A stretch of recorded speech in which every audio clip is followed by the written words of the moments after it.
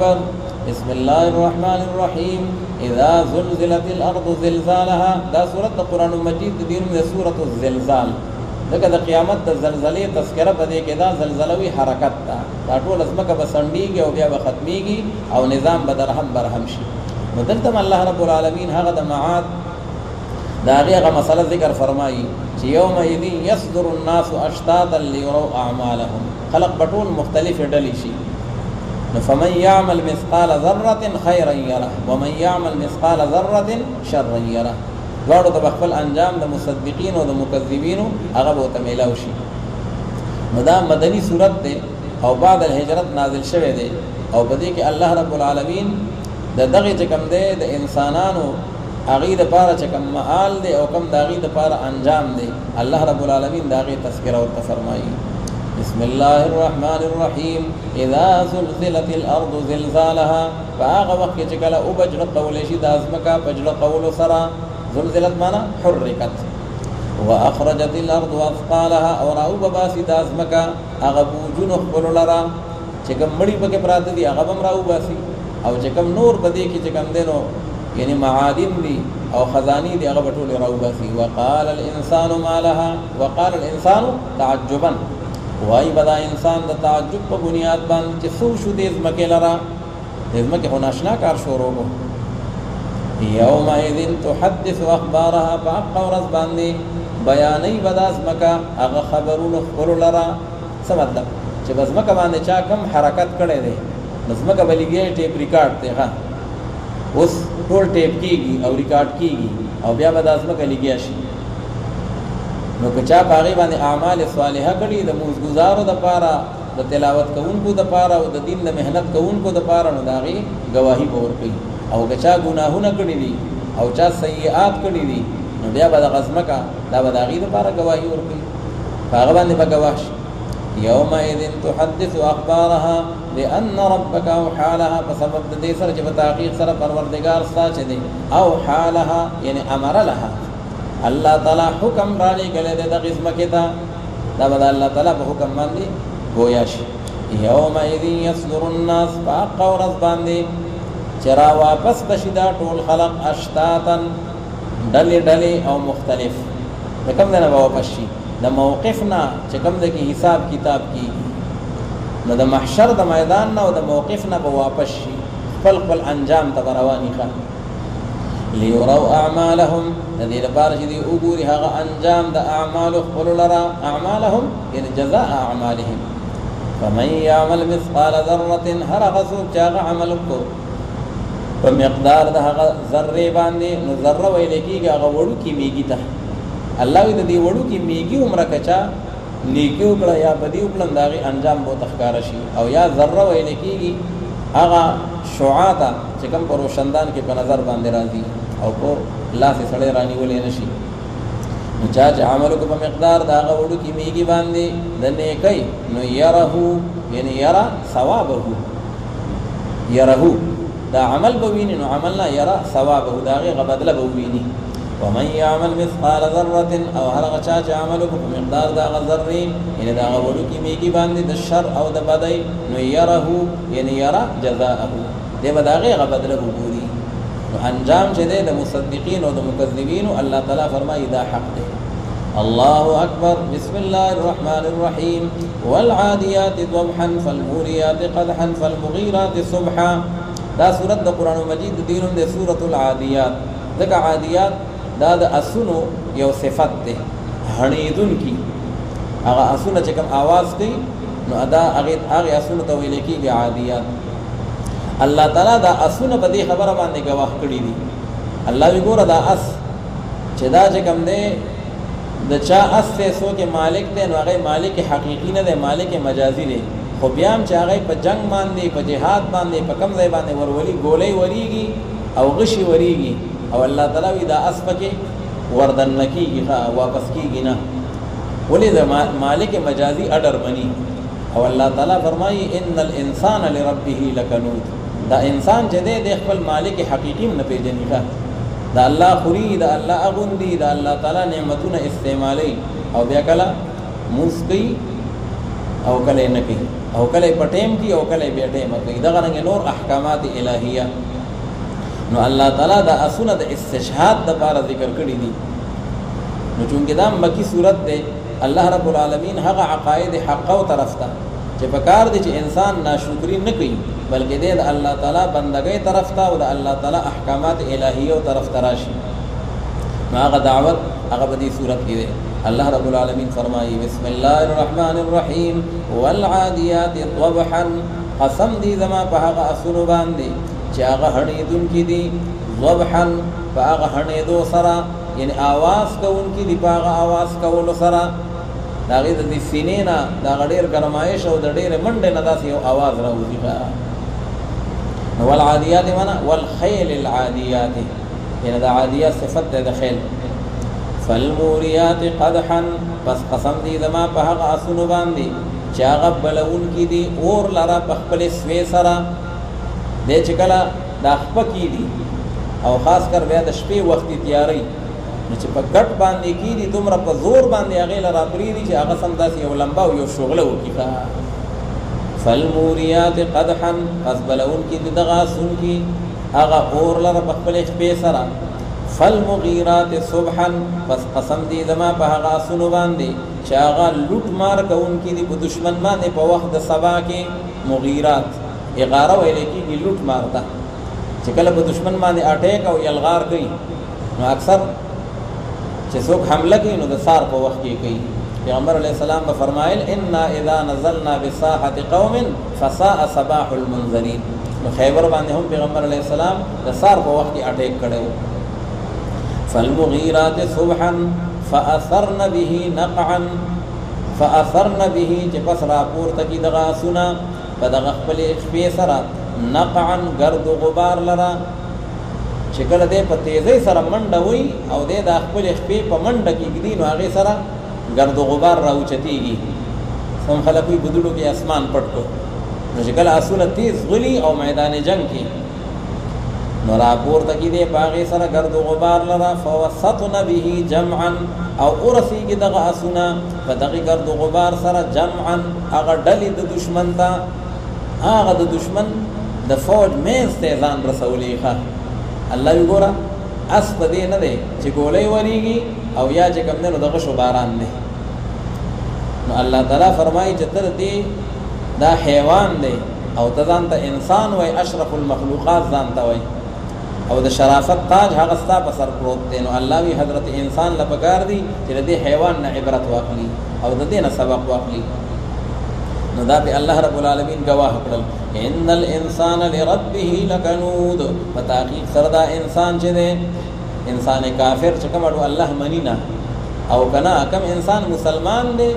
او طاعت کې کمې دی نو دا غنا شکری هم بیا درجه په درجه ده ان الانسان لربه لکنود فتحقیق سردا انسان چې دی خامخا د خپل پروردگار د بار ډیر ناشکر دی د الله د نعمتونو د الله تعالی چې کوم دینو د احسانات او قائل کیږي نه دغه شکریا نه ادا کوي او زموږ استاد سیمو هغه په ترجمه کوله چې ان الانسان لربه لکنود په تحقیق سره دا انسان د خپل پروردگار د پاره ډیر مټه خور دی دې ډیر مټه خور دی وانه على ذلك لشهید کلکته او سخت او په تحقیق سره دا انسان چې دی په دغه خبره باندې په خپل گواه دی لشهید علی نفسه الله وی دی او خدای سره دې په خپل خپل گریوان کې سرخته کی نخپل کمای کوتا ہے وہ ټول مخه تراشی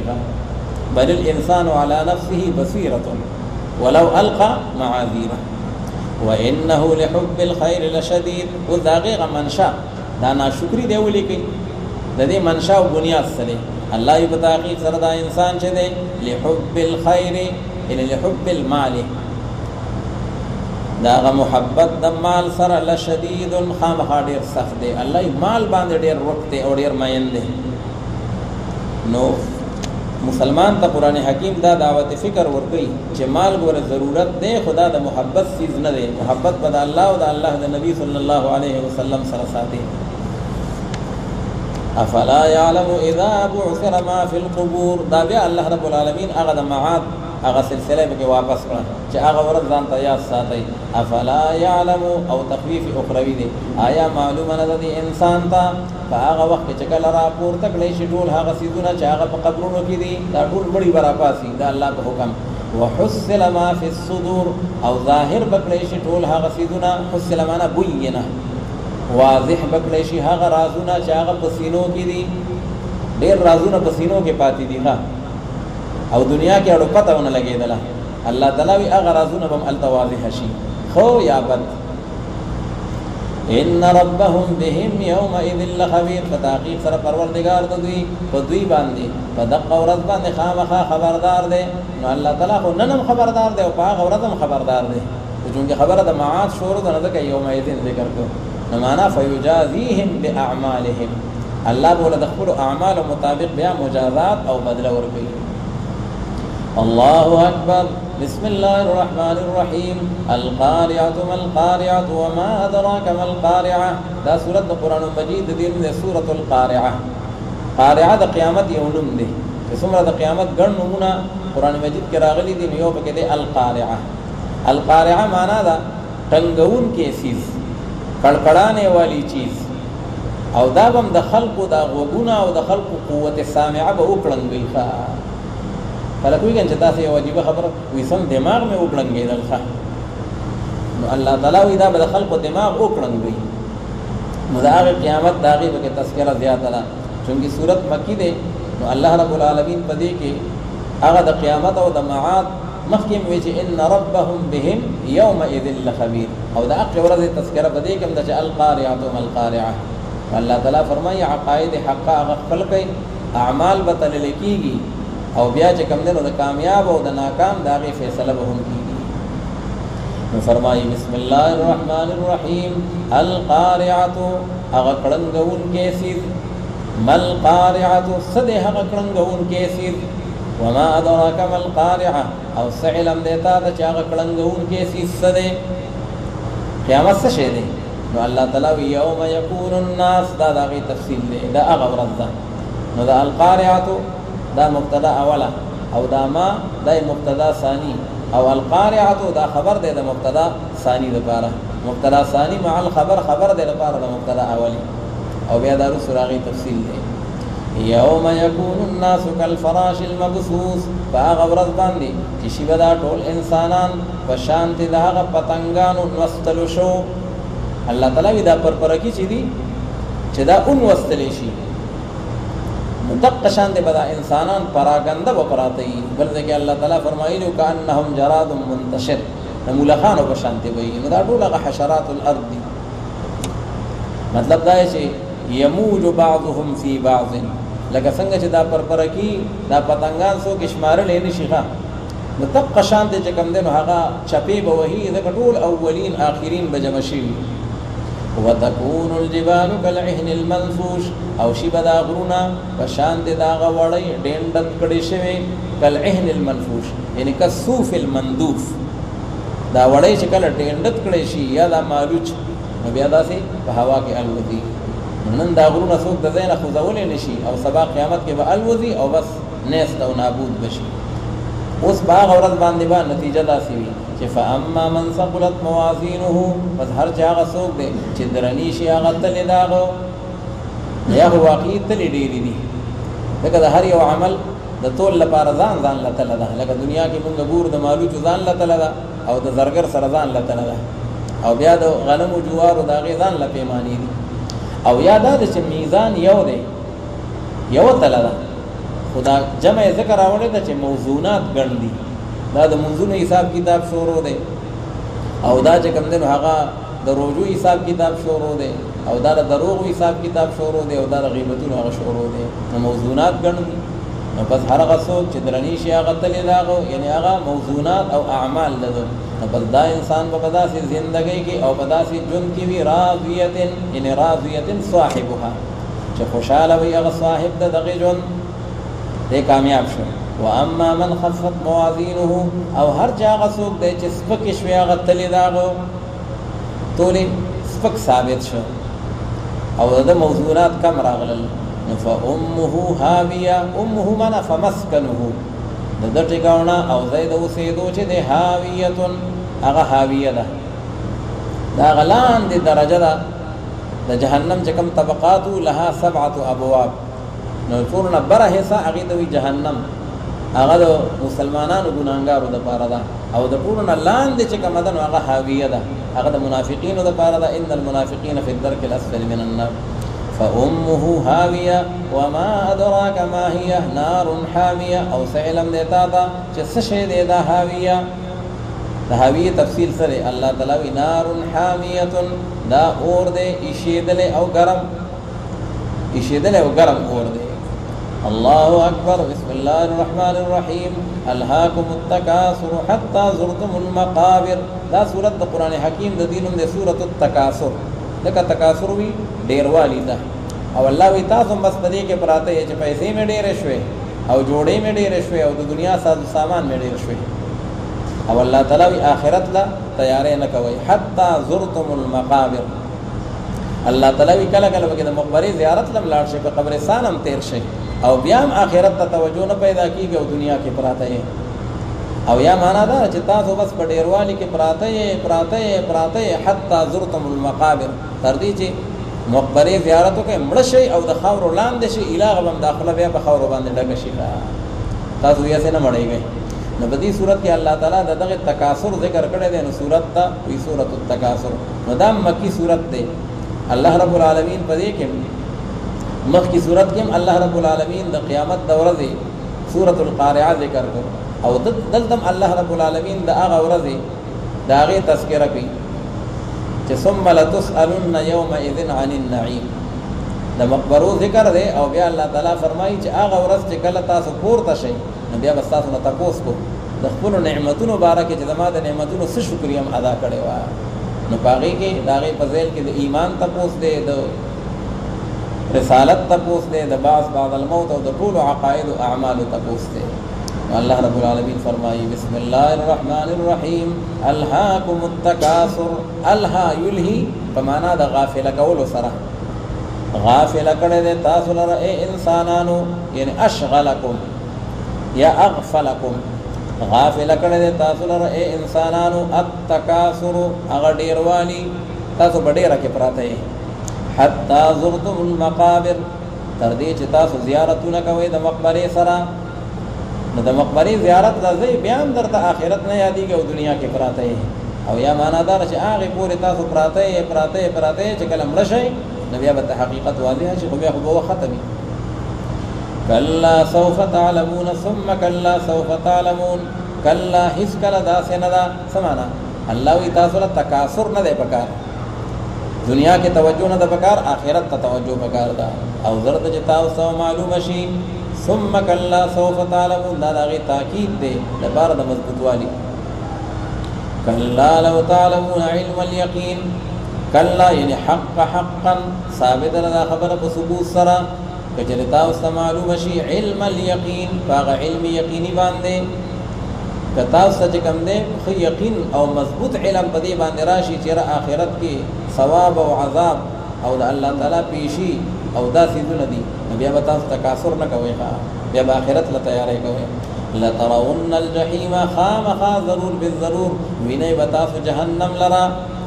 ثم لترونها عین الیقین، او بیا ضرور بالضرور خامخا تاسو به ګورئ هغې لرا عین الیقین، په هغه یقین په سترګو باندې، دې ته وایي عین الیقین. نو چې راولي یو خبره انسان ته معلومه خو وي، نو هغه لیکن مشاهده یې نه کړي، نو هغه علم الیقین دی. او چې کله بیا مشاهده وکړي، نو هغه عین الیقین دی. او چې کله په خپله بیا راشي، نو هغه بیا حق الیقیني. ثم لترونها عین الیقین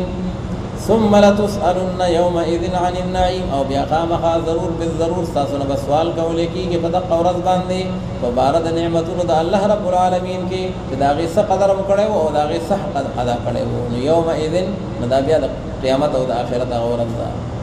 الله اکبر. بسم الله الرحمن الرحیم. والعصر ان الانسان لفی خسر. دا سورت د قرآن مجید د دین د سورة العصر، ځکه عصر وی یا زمانې ته او یا د مازدیګر وخت ته الله رب العالمین په هغې باندې قسم خوړلی دی.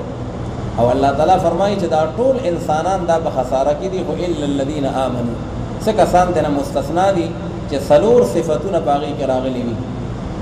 نو الله تعالی فرمایي مخکم د هغه ورځې الله تعالی تذکرہ وکړه وسم الله تعالی فرمایي چې دا هغه ورځې د هغه کامیابی غواړي نو بیا د خسارې نه ځان وباسي او ځان کې دا چار نکاتی فارمولا دا عملی کوي دا څلور اعمال په ځان کې راولي نو الله رب العالمین فرمایي بسم الله الرحمن الرحیم والعصر او قسم دی زما په وخت ما ذکر باندې چې دا ډېر مبارک وخت دی او یا قسم دی زما په دهر او په زمانہ باندې ان الانسان لفی خسر او یا سن حضرات وی عصر وی هغه زندگی مبارک د رسول الله مبارک ته مراد ده دغه مخ دیر شو لعمرک انهم لفی سکرتهم یعمهون الله دې ما دې ستا په عمر مبارک باندې قسمی هغه عصر دی په تحقیق سره هر انسان چې دی الف لام دا چې کوم دی استغراقی دی هر یو انسان چې دی خامخا دی په خساره او په تاوان کې دی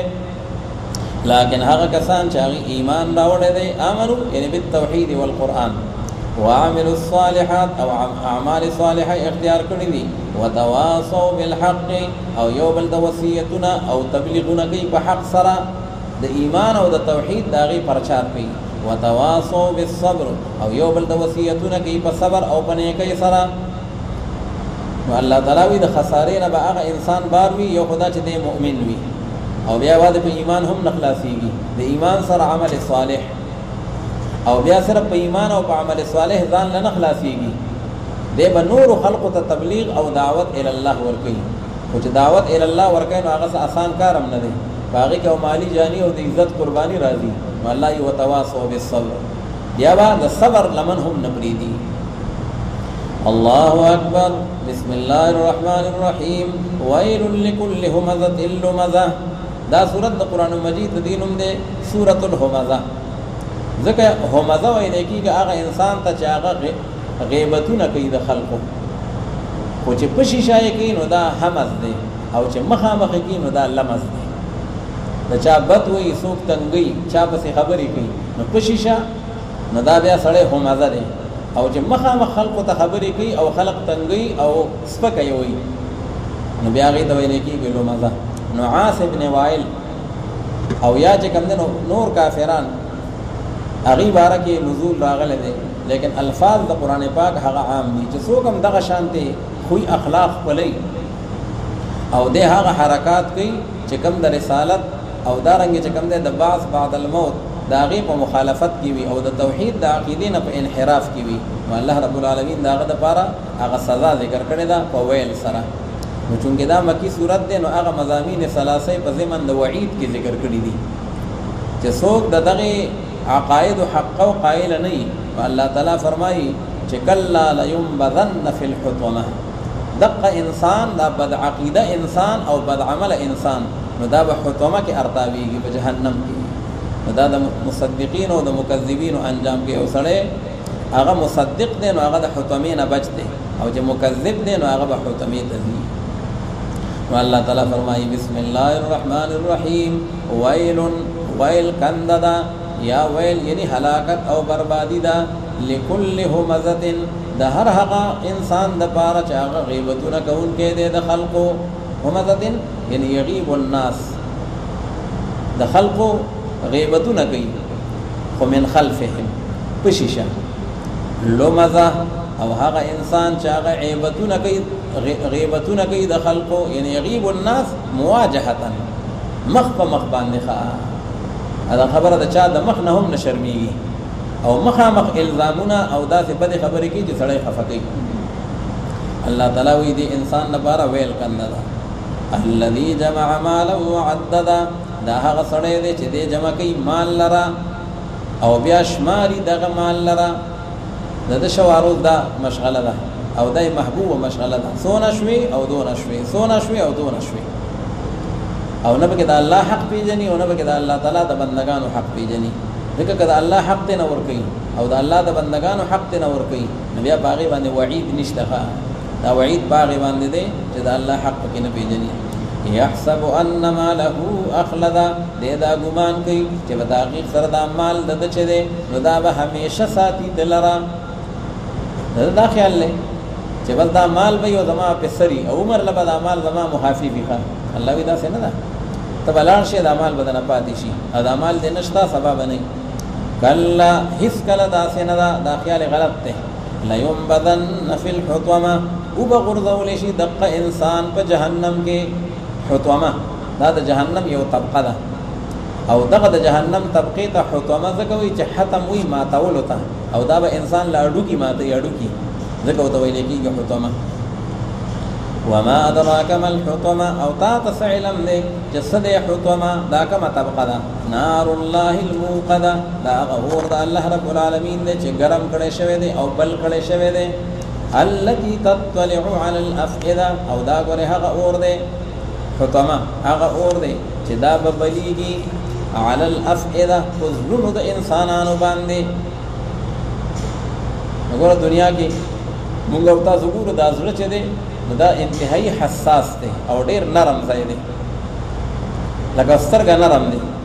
خو زړه بیا د هغې نه نرم دی او حساس دی ښه دې وجه نه که څوک چا نه په شا باندې یو څپېړه وباسي نو هغه ته پروا یې نه وي ښه خو که په سترګه کې ویښته قدر له لاړ شي نو موږ یې نه شو برداشت کولی ښه او په شا باندې څپېړه زغمو او لوړ پې زغمو نو دغه رنګې دا زړه چې دی دا د هغې د سترګې نه بیا حساس دی او چې کله دا اور ورسیږي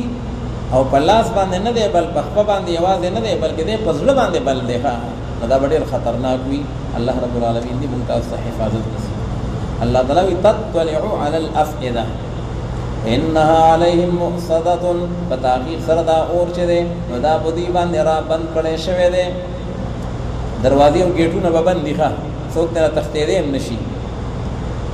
او دوی به ټول چې کوم دی نو په هغې کې راګېري انها عليهم مؤصده یعنی محبوسه بغلق الابواب خو دې باندې به دا اور را بند کړی شوی ځکه دروازې به ټولې بند دي او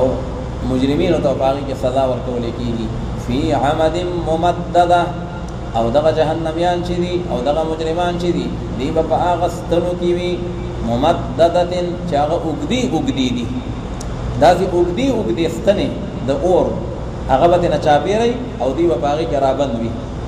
او ګېټونه او په هغې پسې بند وي گویا کې دا یو قالب غونته جوړ کړی دی ښه فی عمد ممدده د هغې په قالبونو کې به رابند وي نو الله تعالی فرمایي د مکذبینو دغه انجام دی نن دنیا کې تاسو له دې نه ځان بچ کړئ ایمان او عمل صالح صدق الله العظیم ولک صاحب